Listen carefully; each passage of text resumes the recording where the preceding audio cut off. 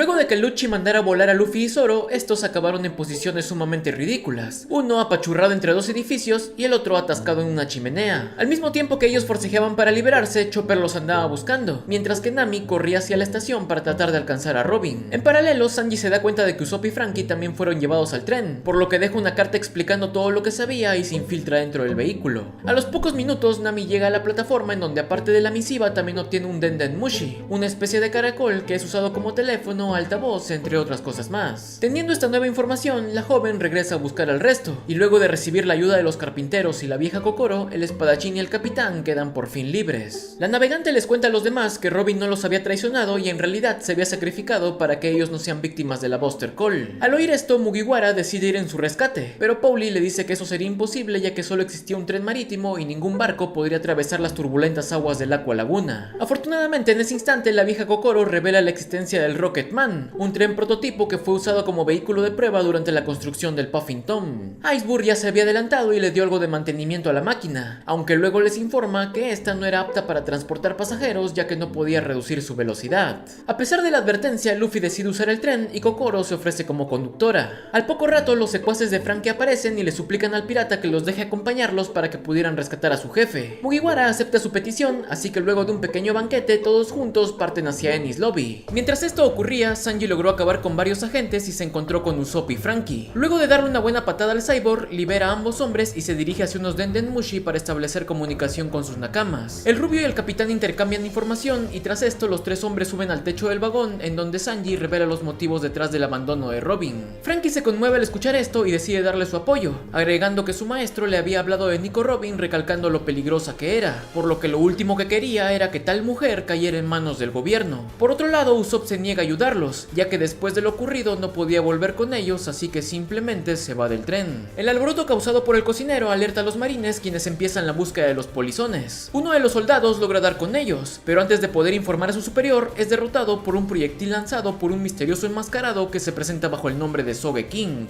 Este menciona que su amigo Usopp le contó todo lo que había pasado y decide ayudarlos. Gracias a una estrategia, los muchachos logran desconectar el vagón de los marines. Tras esto, Sanji acaba con un agente del CP7 que usaba fideos como armas y Franky derrota a un novato del CP9. Entre tanto, el enmascarado consigue infiltrarse en el vagón de Robin. Él le explica todo lo que Usopp le había contado y trata de hacerla recapacitar para que regrese con sus nakamas, pero la arqueóloga se niega debido a la amenaza del Buster Call. A pesar de esta respuesta, los muchachos intentan rescatarla del CP9. El francotirador usa una bomba de humo y Franky se sacrifica rompiendo una pared para separar los vagones, pero por desgracia todo acaba siendo en vano cuando Blue nos revela ser el usuario de la Doa Doa no Mi, una paramecia que le permite crear puertas en cualquier lugar que él desee. Con estas toma por sorpresa a Sanji y se lleva a Robin, por lo que luego de dejar atrás a los piratas, tanto el cyborg como la señorita acaban arribando a Enies Lobby. Este lugar resulta ser una serie de 3 islas que parecían estar flotando en el aire. La tercera de ellas poseía una torre judicial detrás de la cual se ubicaba la puerta de la justicia. Cualquier criminal que pase a través de esta jamás podrá volver, ya que solo tendrá dos caminos. Uno, el cuartel general de la marina, y el otro, una prisión subacuática conocida como Impel Down.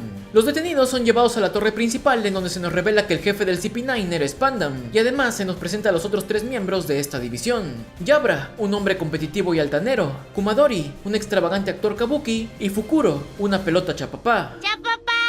Minutos antes de estos eventos, el segundo grupo se topó con Yokozuna, quien se le había pasado entrenando todos estos años para así evitar perder otro ser querido. Luego de viajar un poco más, los Mugiwaras se vuelven a reencontrar, y tanto Luffy como Chopper quedan maravillados ante la imponente figura de Sogeking. En medio del ajetreo, Kokoro informa que ya habían llegado a su destino, por lo que de inmediato se traza un plan de ataque. La familia Franky y los carpinteros se adelantan y arremeten contra los guardias que se encontraban en la entrada principal, entre los cuales habían marines, oficiales y 2 gigantes llamados Oimo y Kashi. Todo este movimiento tenía el propósito de abrir la puerta frontal de la isla y permitir el acceso del Rocketman, pero a Luffy le vale 3 pepinos el plan y se va brincando por el techo. Incluso a los demás tampoco les importa, ya que con la ayuda de Yokozuna tumban una reja y lo usan como rampa para salir volando y aterrizar sobre la espalda de uno de los gigantes. Kokoro y Shinmi, quien se coló en el viaje, se hacen pasar como rehenes para poder quedarse a cuidar el tren. Por otro lado, los Mugiwaras siguen avanzando sobre el lomo de los King Bulls de la familia Franky, mientras que los carpinteros se quedan a retener al resto de los marines. Entre tanto, Luffy seguía su camino hacia el Palacio de Justicia y de derrota una enorme cantidad de soldados genéricos. Spandam recibe un informe de daños, pero confunde el número de bajas creyendo que eran solo 5 cuando en realidad eran 500, por lo que al final no le da importancia a la invasión. El hombre se burla de la voluntad de Tom y luego revela que Aokiji fue quien le dijo que Nico Robin se dirigía hacia Water 7 y le otorgó la capacidad de realizar una Buster Call. Cuando Robin lo cuestiona sobre esto, él la ataca cobardemente y tras ello ordena que la encarcelen junto al Cyborg. Antes de que el CP9 abandone la sala, el jefe les da un par de Akuma no Mi a Khalifa y Kaku, diciéndoles que esta era su recompensa por haber cumplido su misión. Al ver esto, Yabra revela que dentro de estas frutas vivían demonios, por lo que si alguien comía dos, estos empezarían a pelear y el usuario acabaría desintegrándose. Muy lejos de ahí, los Mugiwara seguían avanzando en dirección a su capitán, sin darse cuenta de que Sogeking no se había montado con ellos. El francotirador había caído del King Bull y quedó aplastado cerca de la cabeza de uno de los gigantes, quien lloraba desconsoladamente. Resulta que Oimo y Kashi solían ser miembros de la tripulación de Dory y Brogy, los piratas que conocimos en Little Garden. Ellos habían sido engañados por la marina diciéndoles que sus jefes estaban encarcelados y prometiéndoles que los dejarían libres si trabajaban para ellos durante 100 años. Sogeking, quien había escuchado esta historia a través de Usopp, les revela todo el engaño, por lo que alegres pero a la vez furiosos, los gigantes cambian de bando y arremeten contra los marines. Mientras tanto, Luffy llega al techo del Palacio de Justicia en donde se topa con Bluno, quien aparece usando su habilidad. De inmediato empieza una dura batalla en la que el capitán revela su nueva técnica, la segunda marcha. Aprovechando su corazón de goma, él usa sus piernas como una bomba para aumentar su flujo sanguíneo, incrementando así su velocidad de movimiento. Mugiwara supera la velocidad de Bluno y logra derrotarlo en pocos segundos, aunque luego de ello queda notablemente agotado.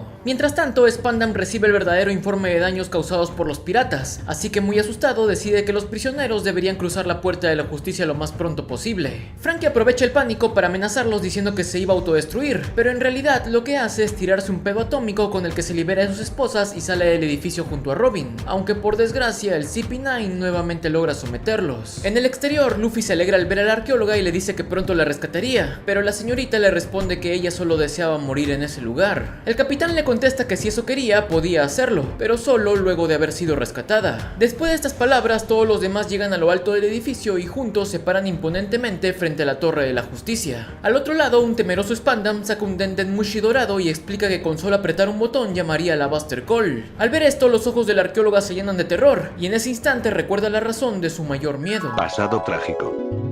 Hace 20 años ella vivía junto a sus tíos en una isla llamada Ohara. Desde pequeña ya era una usuaria de Akuma no Mi, por lo que los niños la tomaban como un monstruo e incluso su familia la trataba como una esclava. Lo único que la niña disfrutaba era leer libros de arqueología y asistir a la biblioteca, en donde gracias a sus conocimientos logró convertirse en arqueóloga a los 8 años. El día de su ceremonia, Clover, el director del centro de estudios, le preguntó cuál era su sueño, a lo que la pequeña respondió que descifrar todos los poneglyphs y descubrir la verdad del siglo vacío. Los eruditos quedan atónitos ante estas palabras y el anciano responde que investigar eso estaba prohibido y que aquel que lo hiciera sería ejecutado. A pesar de ello, la niña le dice que usando su habilidad los había visto descifrando un poneglyph en secreto, por lo que les pide que también la dejaran unirse a sus estudios. El sorprendido director acepta la acusación, pero aún así se niega ante su propuesta. Luego de que la niña se fuera, Clover revela que Robin estaba siguiendo los mismos pasos que su madre, Nico Olbia, quien abandonó a su hija para ir a investigar los poneglyphs y actualmente tenía una recompensa por su cabeza. Al día siguiente, Robin andaba caminando por la playa y de pronto se topó con un náufrago, quien se presenta como Jaguar D. Saúl. Ella lo ayudó a recuperarse y tras esto se hicieron buenos amigos. Mientras construye una barca, él entiende que la niña la estaba pasando mal y le dice que simplemente ría, ya que cuando una persona ríe es feliz. La peculiar carcajada del gigante contagia de alegría a la pequeña, quien por fin logra esbozar una sonrisa en su rostro. 4 días luego del naufragio, un barco llega a las costas de Ohara, y de este desciende nada más y nada menos que Nico Olbia. Resulta que Saúl era un vicealmirante de la marina, cuya misión era acabar con los que intentaran estudiar los poneglyphs. Un día atacaron el barco en donde viajaba Olbia, quedando esta como la única superviviente. El gigante le preguntó por qué anhelaban tanto revivir las armas ancestrales, y la mujer le respondió que ellos no buscaban eso, sino simplemente conocer el pasado del mundo. Entre los documentos de las víctimas se descubrió que los arqueólogos venían de Ohara, por lo que más tarde el Gorosei, a través de Sengoku, dio la orden de acabar con todos los eruditos y destruir la isla mediante una Buster Call. Saúl sería uno de los 5 vicealmirantes encargados, pero al final sus convicciones y su sentido de justicia prevalecieron sobre su cargo, por lo que liberó a Olbia y desertó de la marina. Ambos escaparon en diferentes barcos, pero por coincidencias del destino, el gigante naufragó y terminó en Ohara. Cuando Jaguar descubrió el lugar donde estaba, le dijo a Robin que su isla sería atacada y le pidió que tratara de escapar. Mientras tanto, los eruditos habían sido visitados por Olbia, quien les informó de lo sucedido y les rogó que no le dijeran a su hija que había vuelto, ya que no quería involucrarla. Minutos más tarde, a la costa arribaron 3 agentes del CP9, el director y jefe de Spandine, el padre de Spandam, Lasky, el hombre rubio que era el papá de Khalifa, y el otro del que no dieron nombre y al parecer no tendrá mucha relevancia. Ellos se topan con Olvia, quien falla disparándole al jefe y eventualmente termina siendo reducida por los dos asesinos. En la ciudad, los oficiales ordenan a la gente evacuar la isla, y en la biblioteca los agentes del gobierno ponen bajo arresto a los estudiosos, comenzando una larga inspección en la que finalmente descubren el sótano en donde se estudiaba un poneglyph. Todos los eruditos son condenados a muerte y ante esta decisión, Clover pide hablar con el Gorosei. El viejo explica que ellos estudiaban los poneglyph no para revivir las armas ancestrales, sino para revelar la verdad detrás del siglo vacío. Él cuenta que había descubierto que hace 900 años existía un reino muy poderoso y avanzado. A pesar de su grandeza, dicha civilización fue borrada completamente de la historia, y al parecer toda su destrucción ocurrió durante los 100 años del siglo vacío. Clover recalca que justamente hace 800 años el gobierno mundial fue formado, por lo que él los acusa de haber destruido aquel reino para ocultar cierta información. Antes de que el viejo pudiera revelar el nombre de este lugar, el Gorosei da la orden de ejecutarlo, y el hombre acaba siendo herido de gravedad. Robin, quien estaba ahí y no reconocía a su madre, llora amargamente por todo lo que estaba pasando, pero Clover le pide que se olvide de ellos y escape junto a los demás habitantes, ya que debido a su edad no podían acusarla de ser una arqueóloga. De pronto, una explosión incendia la biblioteca y Spandine da la orden de iniciar el Buster Call. Los 10 buques de guerra comienzan a bombardear la isla y Saúl intenta ir a salvar a Robin. En último momento, la pequeña logra reconocer a su madre, quien después de un corto abrazo le pide al gigante que proteja a su hija. Por desgracia, el escape es interrumpido por Aokiji, quien en ese tiempo era vicealmirante. El hombre le dice a Jaguar que respetaba su concepto de justicia, pero que aún así tenía un deber que cumplir. La conversación es interrumpida de golpe cuando el barco de evacuación que llevaba a todos los refugiados es bombardeado bajo la orden de este otro vicealmirante llamado Sakazuki. El gigante aprovecha esto para decirle a Robin que escape usando su balsa, y le cuenta que el océano es muy grande, por lo que aunque piense que está sola, algún día encontrará compañeros que la protejan. Tras esto, la niña huye desconsolada mientras que su amigo era congelado hasta la muerte. La moral de su ex compañero conmueve de cierta forma a Aokiji, por lo que permite el escape de Robin y le dice que a partir de ahora debería ocultar su origen. La pequeña hace caso a esto y mientras dejaba atrás a su hogar, intenta fingir la sonrisa que su amigo le había obsequiado. Ohara acaba siendo borrada del mapa junto a todos sus habitantes, y Robin es calificada como una demonio, obteniendo una alta recompensa por su cabeza. Debido a esto, la niña nunca pudo estar en un lugar fijo, ya que cada vez que su identidad era descubierta, acababa siendo delatada al gobierno. Volviendo al presente, Robin les dice a los Mugiwara que su mayor temor era que ellos la traicionasen, por lo que les pide que se vayan y la dejen morir. Spandam se burla de esto y señala hacia la bandera del gobierno mundial, indicando que este era la unión de 170 naciones, por lo que enfrentarlos era una ridiculez. Ante ello, Luffy le pide a Sogeking que queme dicho emblema, declarándole así la guerra al mundo entero. Nuevamente el capitán se dirige a Robin y le dice que quería escuchar la verdad, por lo que finalmente la señorita deja salir sus verdaderos sentimientos, gritando que quería vivir y volver a navegar junto a ellos. Tras oír esto, Franky saca los planos de Plutón y dice que la única razón por la que los carpinteros lo tenían era como una medida de contraataque en caso de que las demás armas ancestrales fueran revividas, pero ahora que Robin había demostrado sus verdaderas intenciones ya no eran necesarios, por lo que acaba quemándolos. Tras ello, el puente entre el palacio y la torre es bajado gracias a la familia Franky y la vieja Kokoro, por lo que los invasores, incluido el cyborg, caen sobre la máquina y por fin llegan a su destino. Un temeroso y enojado Spandam ordena al CP9 a ir contra los piratas, mientras que él junto a Lucci y Robin se van hacia la puerta de la justicia. Luffy y compañía se recomponen del aterrizaje y son recibidos por Fukuro, quien accidentalmente le dice el paradero de su jefe y comenta que Robin traía puestas unas esposas de Kairoseki, el cual, aparte de neutralizar las habilidades de Akuma no Mi, también era más duro que el diamante. Antes de irse, revela que cada uno de los CP9 poseían una llave, pero que solo una de estas dejaría libre a la arqueóloga. Kokoro se queda en la entrada, pero en un descuido, Chinmei y Gombe acaban separándose de ella. El dúo persigue a Spandam y son testigos de cómo este movió una serie de mecanismos para abrir una puerta blindada detrás de la cual había un pasadizo. Por otro lado, Nami se encuentra con Kumadori, quien había entrenado para controlar a la perfección cada parte de su cuerpo, incluido su cabello, con el cual atrapa a la navegante. Pisos más arriba, Zoro y Sogeking terminaron frente a frente contra Yabra y Kaku, quienes poseían la Zoan del lobo y la recién adquirida Zoan de la jirafa. Tras una serie de eventos, el tirador termina esposado a Zoro, por lo que a Roronoa solo le queda pelear a la defensiva mientras usaba el enmascarado como una tercera espada. Regresando con la peli naranja, ella es salvada en último segundo por Chopper. La muchacha le revela que había robado la llave del pelirrosa fuerza, por lo que ambos escapan de este. A medio camino se encuentran con Sanji en un estado lamentable, y Nami, al darse cuenta de que esto ocurrió debido a que su oponente era Califa, le cuestiona su caballerosidad, pero el cocinero responde que antes muerto que dañar a una mujer. Ante estas palabras, la muchacha decide enfrentarse a la rubia, mientras que el reno se queda con Kumadori. En paralelo, Franky buscaba la cocina para recargar sus suministros de cola, ya que solo le quedaba una de 3 botellas. A medio camino se topa con Fukuro y empiezan una batalla a puro golpe limpio. Eventualmente la pelea es llevada hasta una cocina en donde también se encontraba Chopper, quien ayuda al cyborg a obtener su combustible. Con esto el peliceleste manda a volar a la pelota y luego de una pseudo batalla aérea logra derrotarlo gracias a su Coup de Vent, el mismo ataque que usó contra los carpinteros de Water 7.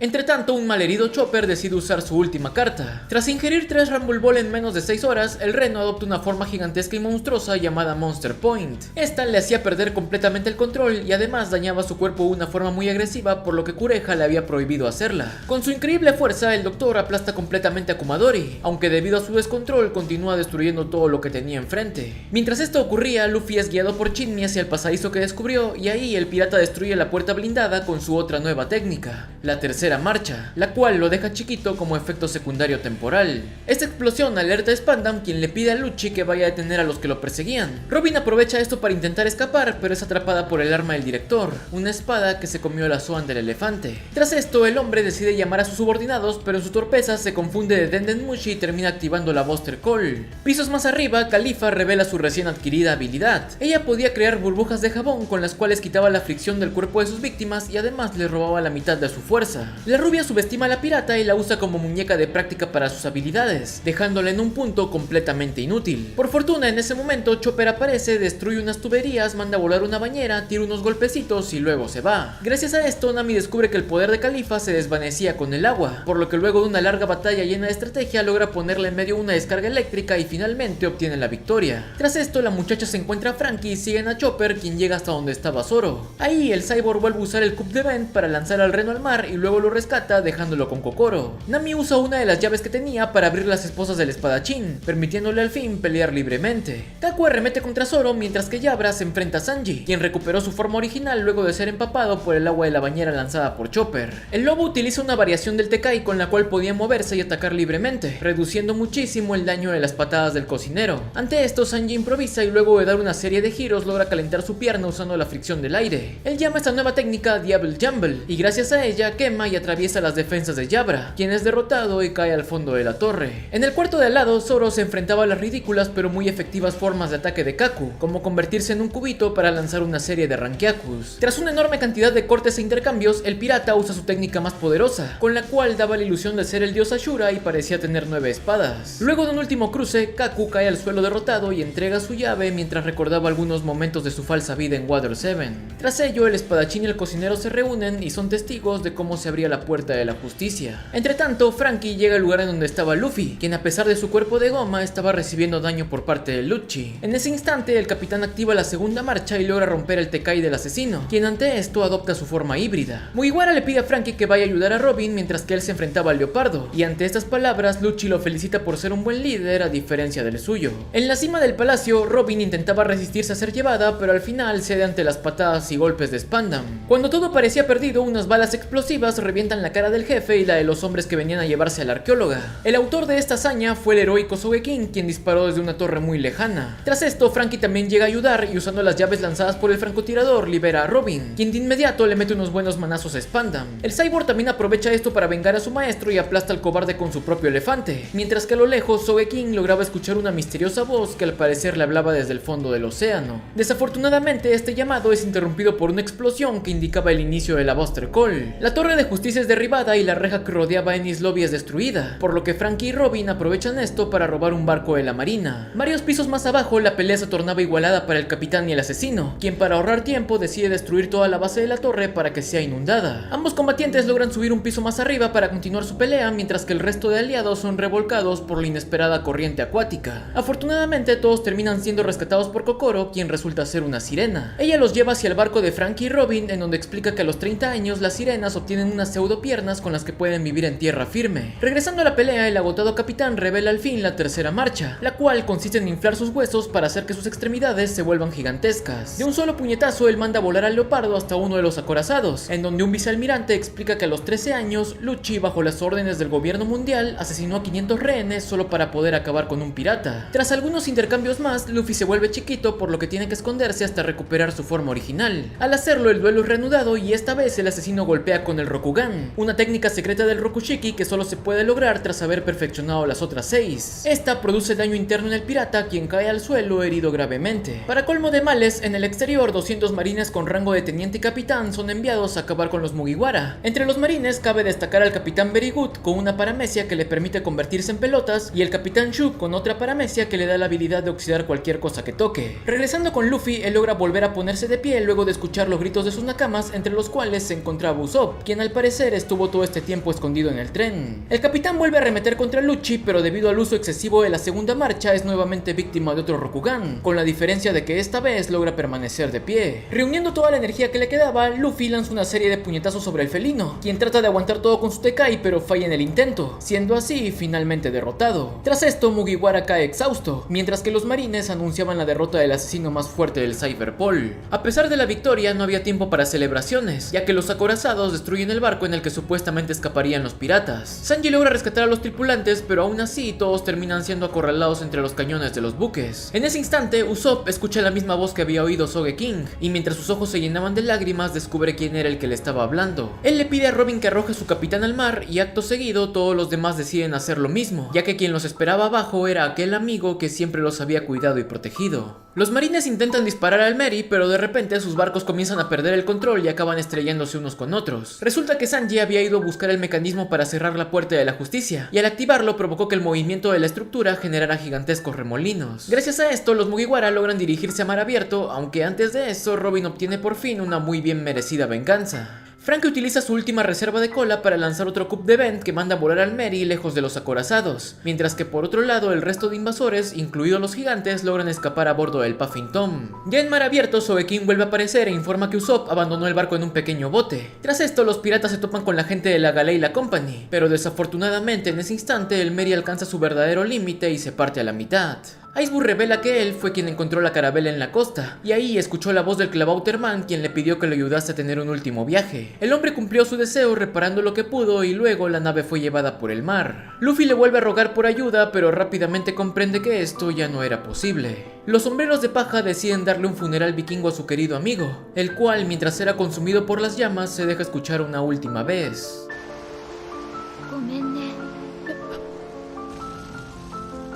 El Merry les agradece a todos por darle una vida tan feliz y finalmente se consume ante un mar de llanto y un cielo nevado.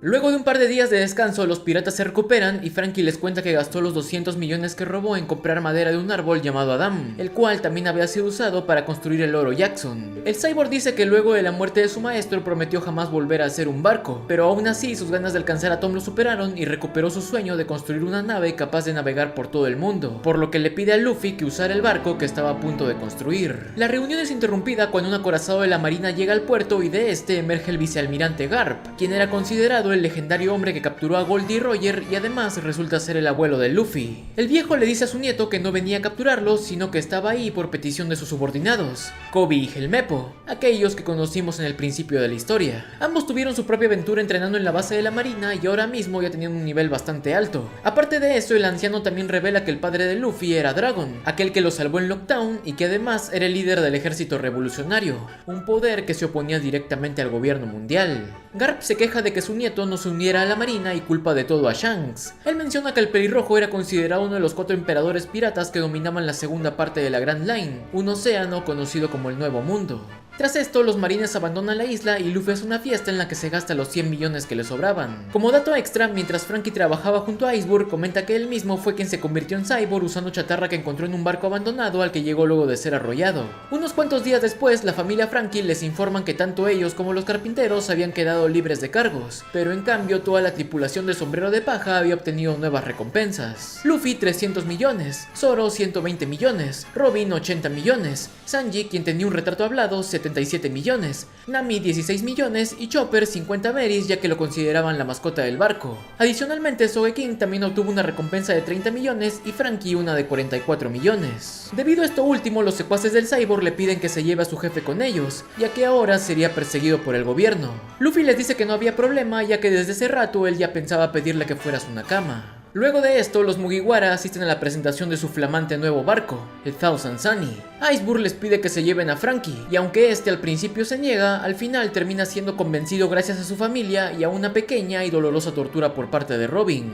Por desgracia, no había tiempo para celebraciones, ya que Garp regresa a Water 7 y esta vez con una orden de captura. Los piratas zarpan de inmediato y el Cyborg pregunta si no esperarían a Usopp, a lo que el capitán responde que luego de hablarlo con la banda decidieron que era mejor que él se quedase aquí, a menos que viniera y se disculpara por sus acciones. El vicealmirante comienza a lanzarles balas de cañón con sus propias manos, pero los muchachos logran defender el barco. En ese instante el narizón aparece en la bahía, y luego de divagar muchísimo pide perdón por todo lo que hizo y al fin regresa a la tripulación. Tras esto, Franky muestra el arma secreta del Sunny, un cañón de viento que manda volar al barco justo a tiempo para esquivar una gigantesca bola de acero. El vicealmirante admite su derrota, pero aún así siente un ligero orgullo por la fuerza de su nieto. Nuevamente en mar abierto, los Mugiwara celebran el regreso de Usopp y Robin, por lo que con un nuevo barco y un nuevo carpintero, los Nakamas avanzan hacia la siguiente parte de su gran aventura. ¿Quién será el misterioso hombre detrás de la máscara de Soge King? ¿Podrá Sanji superar la humillación por su ridícula imagen de recompensa? ¿Qué misteriosos personajes encontrarán los piratas en su nuevo destino?